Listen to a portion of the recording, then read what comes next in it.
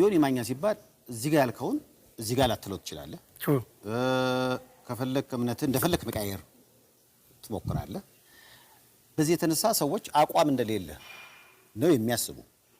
ያን ነገር አንተ ታውቀዋለህ? አይቼዋለሁ። ምንድነው በእኛ የተለመደው ወይ ደግፈ እስከ መጨረሻው ድረስ ትሄዳለህ ወይ ደግሞ ተቃውመ እስከ መጨረሻው ትሄዳለህ።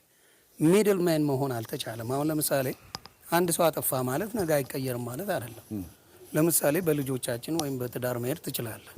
አንዳንድ ሚስት ነርቭን የምትነካበት ጊዜ አለና ያንን ጊዜ ስላለ ግን ያቺ ሰው ጥሩ አይደለችም ማለት አይደለም። በዛ ሰዓት ኢሞሽን በነበረው ልትነጋገር ትችላለህ። ከዛ መልሰ ሰላማዊ ትሆናለህ።